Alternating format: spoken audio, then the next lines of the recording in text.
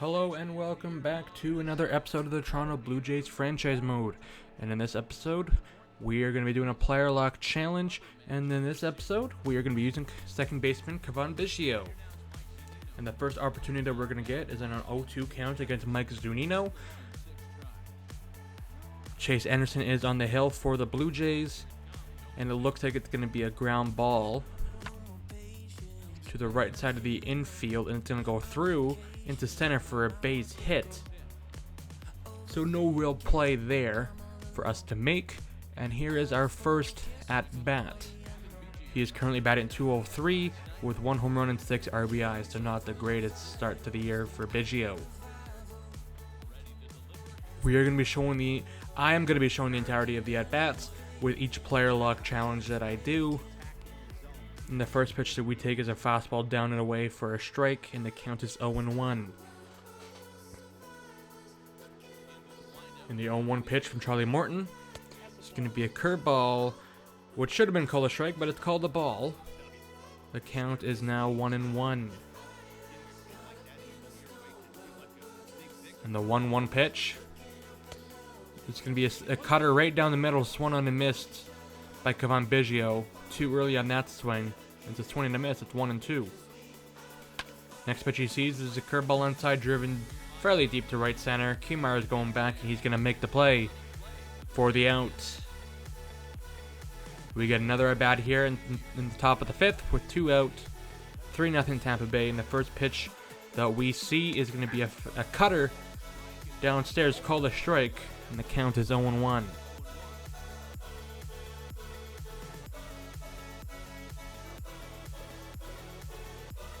And the next pitch we see from Charlie Morton, it's going to be a 2-seamer outside, held off, and the count is 1-1 now. With the left side of the infield open with the shift, and the 1-1 pitch is a curveball. Pretty nice curveball at that, swung on and missed. Count is 1-2, and here's the 1-2 pitch. It's going to be a cutter, what should have been strike 3 looking, but it's called a ball. And the count moves to 2-2. The 2-2 pitch. Called strike 3, a fastball in on the hands. He couldn't pull the trigger there, and that records the strikeout. Fielding opportunity here in the bottom of the 6th with him on a first and second with 2 men out. And Yandy Diaz is going to drive a ball right to the second baseman Biggio. He's going to toss it over to Bichette, covering at second for the out. Another fielding opportunity here against Kevin Kiermaier in the bottom of the 7th with 1 man out.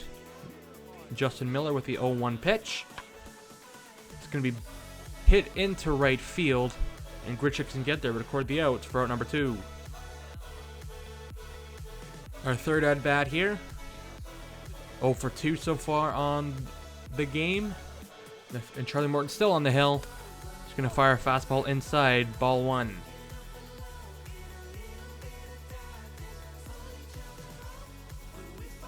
The 1-0 pitch. Another fastball misses upstairs, and the count is 2-0.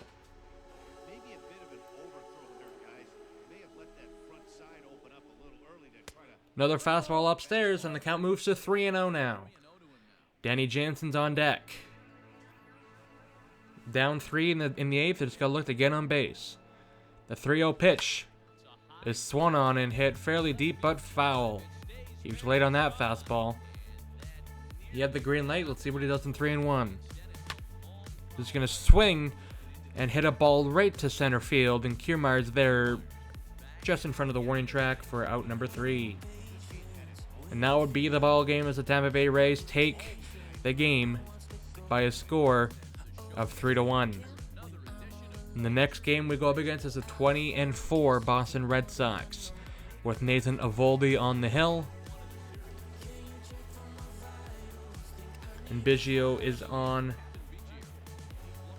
up to bat with a man on first and 1 man out in the top of the 2nd. And the first pitch he sees is a ball down and away, taken for a ball. Already 1-0 Toronto here at Fenway Park. The second pitch of the at-bat is a pitch in the dirt And Shaw's going to head to second, and he's going to be in there safely. That'll be scored as a wild pitch. The 2-0 pitch can be taken 101 miles per hour up and in for strike number 1.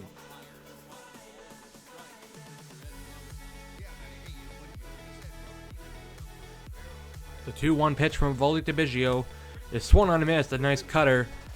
Got him to swing at a ball upstairs. Should have been 3-1, but instead it's 2-2. And here is the 2-2 pitch from Eovaldi. Fastball up and in, just misses, held off. And the count is full now at 3-2. The 3-2 pitch. Swung on and hit foul to the left side. 100 miles per hour. He was late on that. Late getting to that one, excuse me. Another 3-2 pitch. Swung on to miss. A nice cutter upstairs, up and in for the strikeout. And here is JD Martinez now to get another fielding opportunity with a man at first and second with 2 men out. It's going to be ball hit right to the second baseman Biggio. Going to fire to second, Bichette covering, and that's the inning. Another at bat here on the top of the 4th. 2-0 Blue Jays at this point. See that left side of the infield is wide open. We're going to look to take advantage of that with a curveball that misses way outside and in the dirt. The 1-0 pitch. Taken down and in. A splitter. And it's 2-0 now.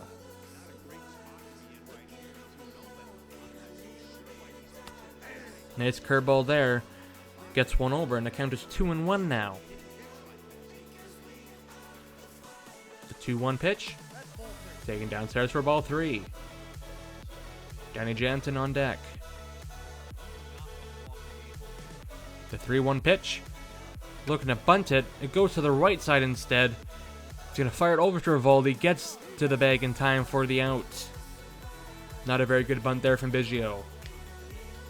We get another fielding opportunity with a man on first and Rafael Devers at the plate.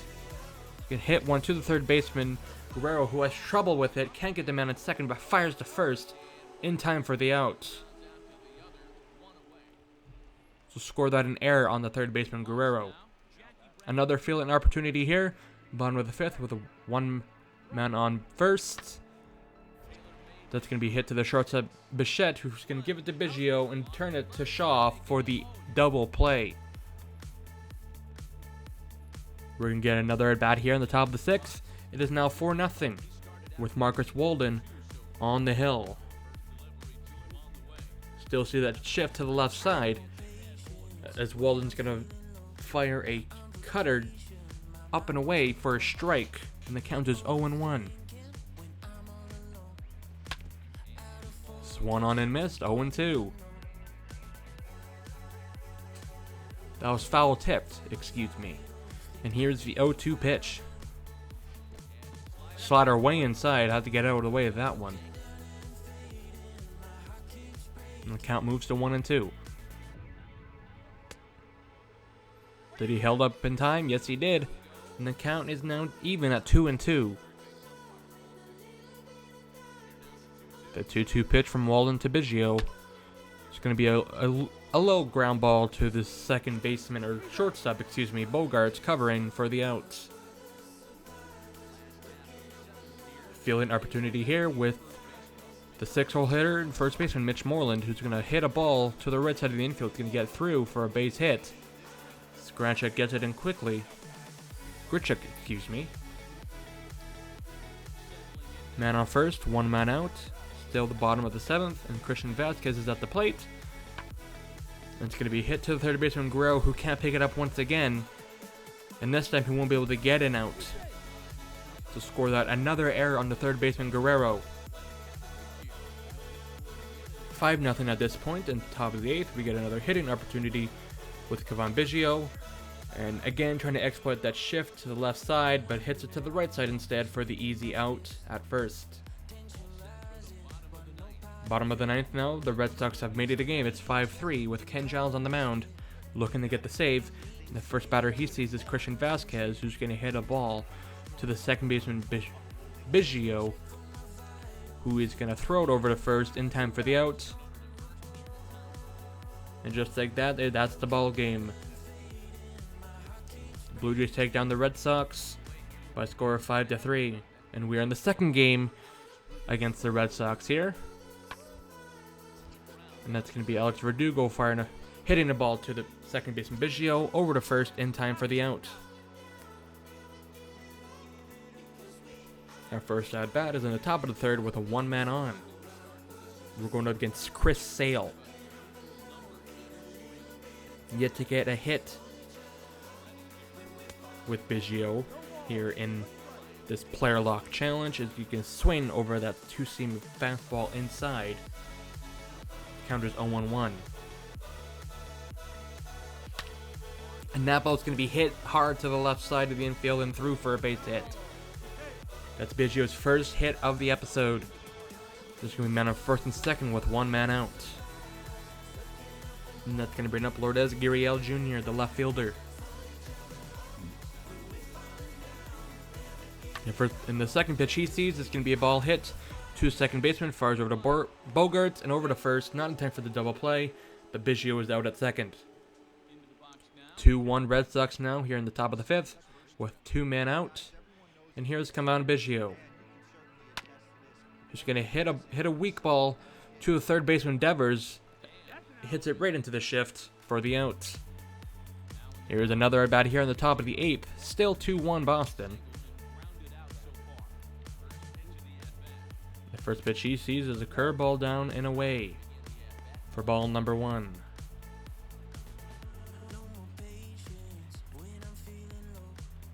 The second pitch of the at bat can be swung on and missed. 1-1. The 1-1 pitch made him look silly on that curveball. Nice pitch there, and the count moves to 1-2. The 1-2 pitch is a fastball down and away taken for a ball. The count is 2-2 now. The 2-2 pitch. Curveball up and in. Way inside. The count is full now at 3-2. Lourdes Gurriel is on deck. 3-2 pitch. Fastball outside at 100 miles per hour. Ball four will take our base. Lourdes Gurriel. Up to bats with a 1-2 count. We're going to look to do a hit and run. And that pitch is going to be hit to the right side of the infield, through for a base hit as Biggio's going to head for third. So the Blue Jays have men on the corners and nobody out. Trailing by one here in the top of the eighth. Hit and run perfected. With Bichette up the bat with the 2-2 count. And he's going to swing and miss and strike out on that one. So a double play can get the Red Sox out of the inning with Vladimir Guerrero Jr. in a 1-2 count. The 1-2 pitch to Guerrero. It's going to be popped up. The first baseman Moreland is going to make the catch for out number 2. Now we're going to need a base hit to tie the ball game, and that brings up the center fielder, Teoscar Hernandez.